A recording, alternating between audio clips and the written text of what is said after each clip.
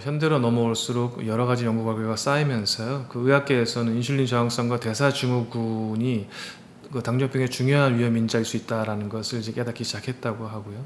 그래서 그 의학계에는 계속해서 비만, 고혈압, 중성지방 상승, 동맥경화, 당뇨병, 염증성 질환이 모두 인슐린 저항과 고인슐린 혈증으로 인해 생긴다는 사실을 이제 밝혀내게 이르게 됐다고 합니다. 그래서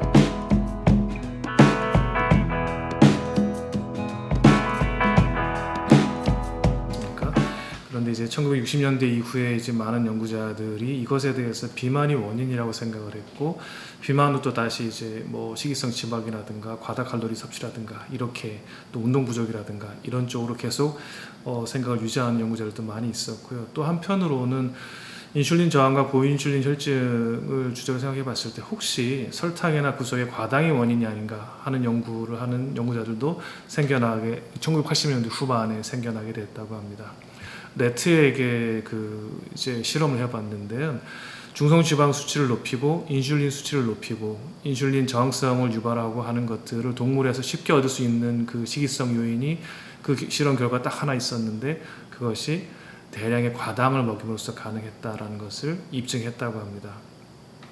그래서 이 과당이 얼마나 또 좀 이런저런 영향이 있냐 하면, 이제 미국에서 비알코올성 지방간의 사례가 7,500만 명 이상이라고 하는데, 이 중에는 10명 중 1명꼴의 청소년도 있고 또 유아에서도 진단이 됩니다. 이것의 강력한 원인으로 지목되는 것이 또한 과당이기도 합니다.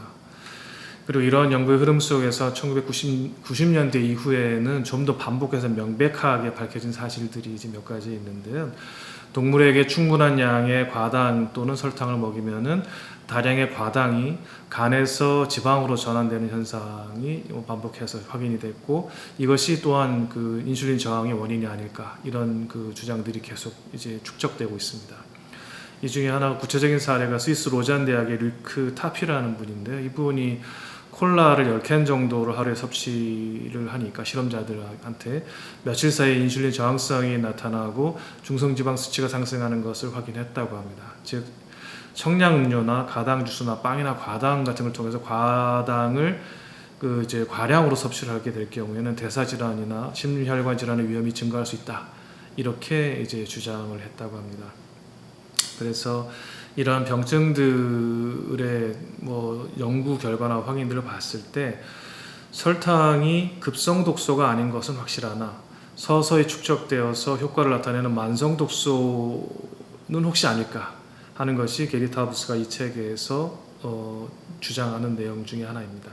여러 가지 질병의 원인이 설탕일 수 있다라는 주장을 게리 타우브스가 하고 있는데요. 그래서 이제 미국의 원주민 피마족이라든가 파파고족이라든가 나바호족 같은 경우를 연구를 해봤을 때 그런 결론에 도달할 수 있다라고 주장을 좀 하고 있습니다. 그래서 이런 연구들이 많이 이제 반복됨에도 불구하고 오랜 통념을 고수하는 분들은 설탕에 이제 면죄부를 계속 주는 활동을 하고 있다고 하고요. 그 중에 대표적인 것이 이제 미국 당뇨협회라고 할 수 있습니다. 미국 당뇨협회는 여전히 지금도 당뇨병 예방을 위해서 가장 중요한 것은 건강한 체중을 유지하고 건강하게 먹는 것이라고 한다고 하고요. 설탕이 제2형 당뇨병의 원인이라는 주장은 근거 없는 믿음에 불과하다라고 한다고 게리 타우브스는 주장을 합니다. 근데 이 주장이 약간 코미디 같을 수 있는 것이요. 현재 연구자들은 설탕이 비만의 강력한 원인일 수 있다는 데는 이견을 다는 연구자가 거의 없는 것으로 알고 있습니다. 그리고 지금 미국 당뇨협회가 워낙 얘기하듯이 당뇨병의 원인이 비만이 원인이라면 그 논리대로라면 설탕이 또한 당뇨병의 원인일 수 있다는 것은 누구나 삼단도법으로 추론을 할 수 있잖아요. 근데 여전히 미국 당뇨협회는 설탕이 당뇨병의 원인은 아니라고 주장을 한다고 합니다. 재밌게 보면 재미있을 수 있는 사안입니다. 그리고 그 외에 게리 타우브스가 이 책에서 주장을 하는 그 설탕과 연관이 있을 수 있는 질병에 전혀 상상도 못했던 내용들이 좀 들어가 있습니다. 그래서 통풍도 있고요, 암도 있고요, 그 다음에 이제 장의 그 이상 증상이라든가 이런 것들도 설탕과 연관이 있다라고 합니다. 통풍 같은 경우에는 그 설탕의 과당이 과당 유발성 고요산 혈증을 일으킨다는 것은 의학적으로 확인이 된 내용이라고 하고요. 그렇다면 통풍과 설탕의 섭취도 관련이 있다라고 주장할 수 있는 근거가 어느 정도 있다라고 볼 수 있을 것 같습니다. 그리고 혈압 같은 경우에는 여러 가지 근거를 가지고 설탕과 관련이 있다라고 주장을 하는데요.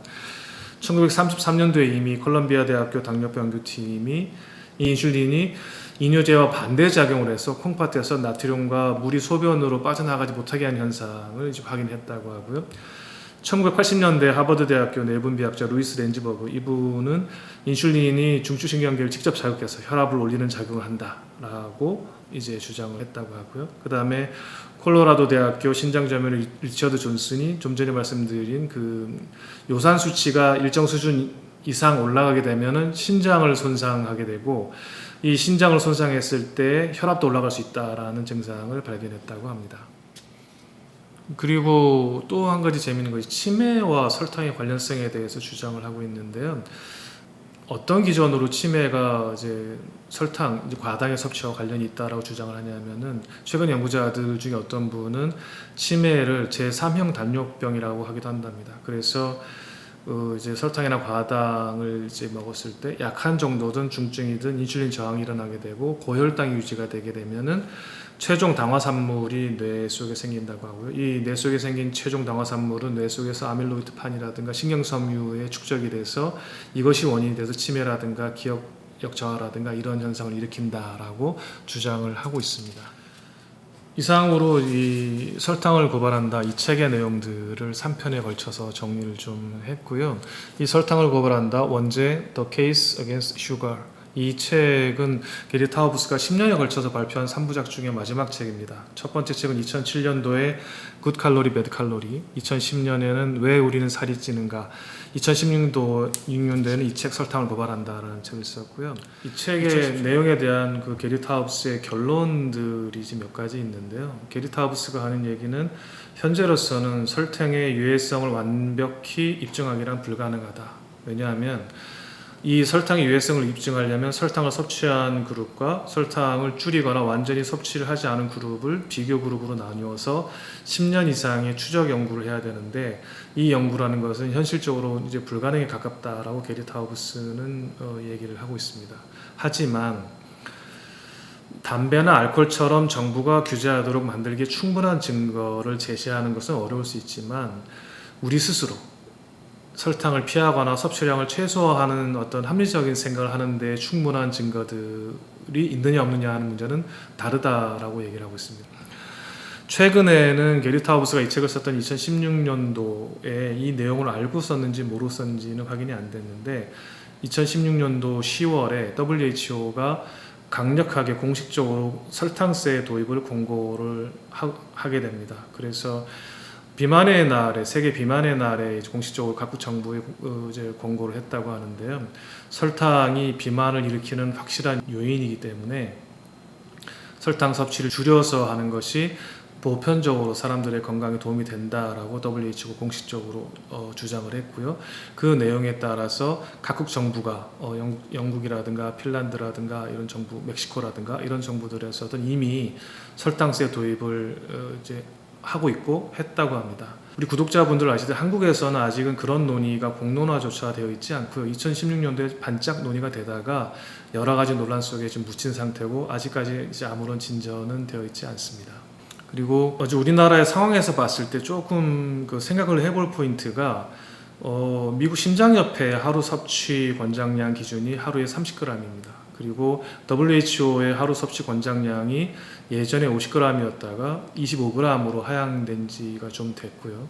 그런데 좀 생각을 해볼 포인트가, 우리나라 식약처가 2016년도에 도입을 해서 지금까지도 유지하고 있는 하루 섭취 권장량은 100g입니다.